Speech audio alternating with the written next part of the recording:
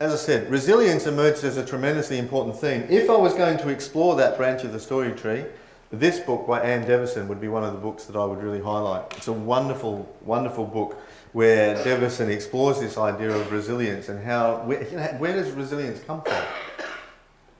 That ability to bounce back.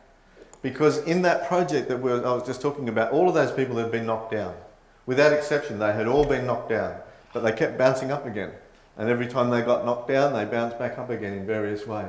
So that resilience is a really important and interesting thing.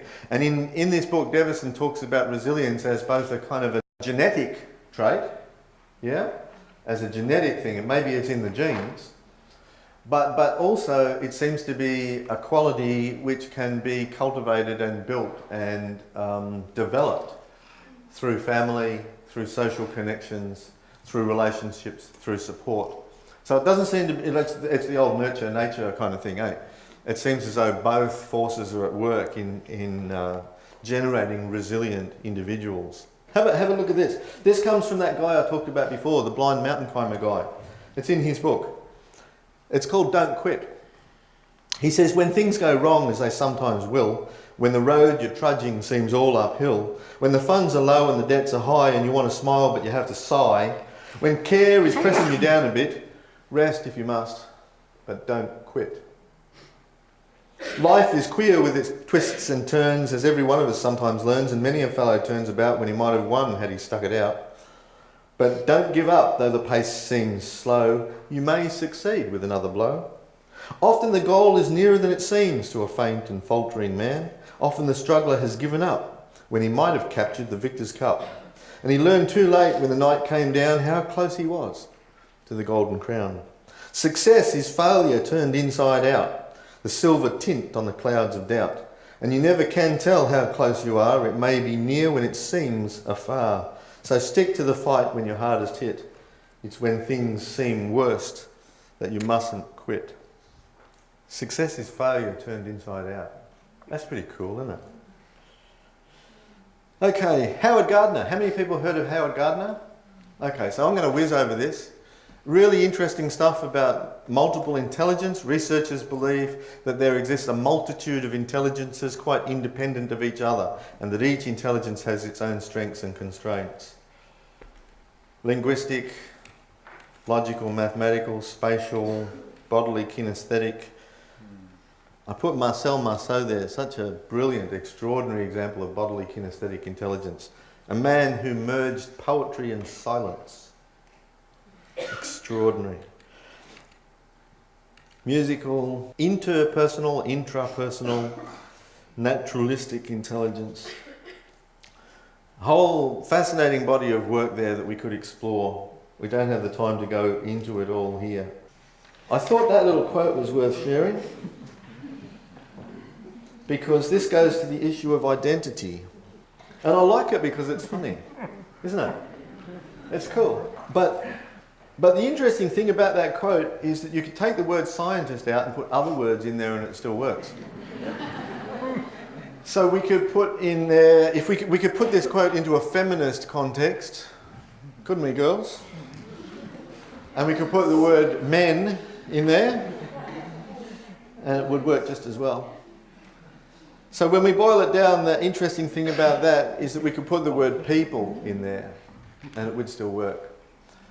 And when we put the word people in there and realise that as long as we're not conscious of any bias or political agenda, then we think we're neutral and objective, when in fact we're only unconscious. That's when it actually becomes a bit more sobering, because that could be you, and that could be me. That could be all of us. What is it that we're not conscious of? To what extent are we actually part of the problem? I think this is a really interesting kind of issue. It's about the challenge of living the examined life. You know? Let me go to the conclusion. You can find this stuff in the paper. Sidney Poitier, Research on Working from Strengths. The significance of point of view and perception and experience, and how important it is to remember that our point of view is shaped by our experience. Our perception is shaped by our experience.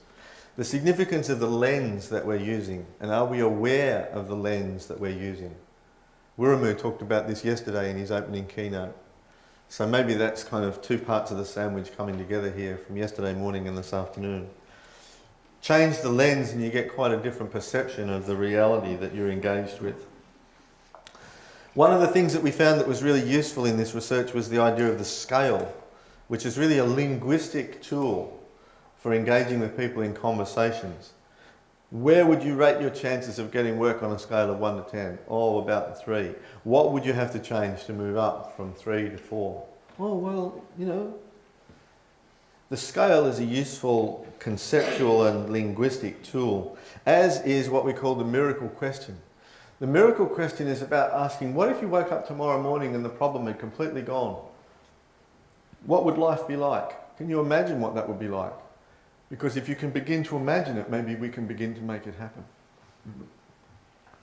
Okay, this is the last bit. Oh, couldn't help. You've heard that one before? Reasonable people adapt themselves to the world. Unreasonable people attempt to adapt the world to themselves. All progress, therefore, depends upon unreasonable people. I think it's true.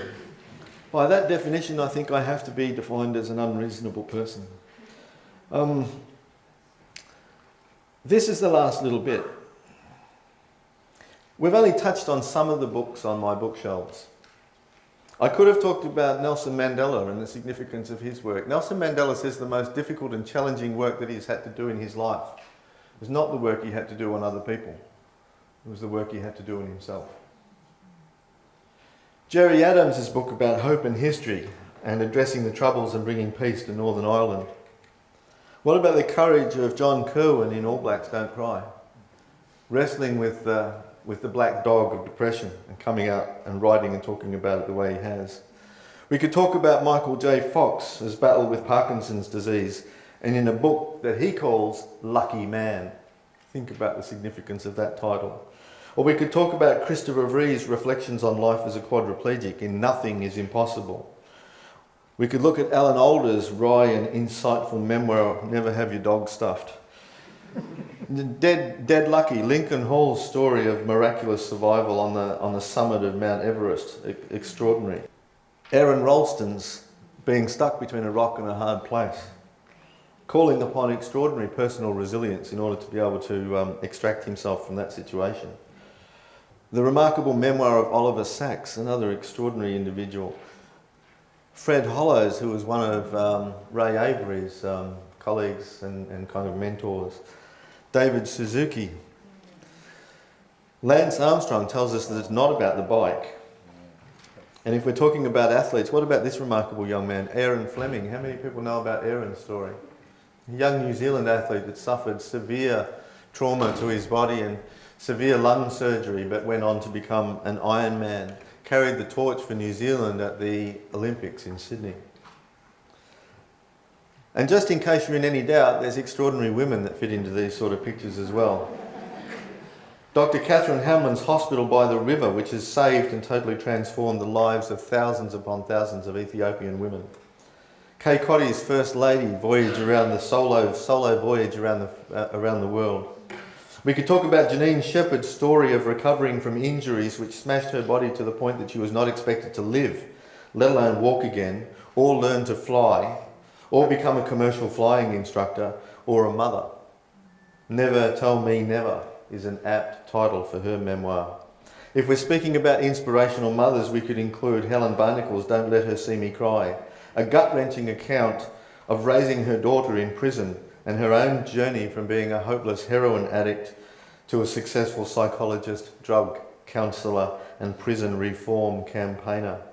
Or maybe I could talk about Kirsty Sword Guzmau, or the extraordinary businesswoman and creative artist Goldie Hawn, or Donna Ataweri Huata.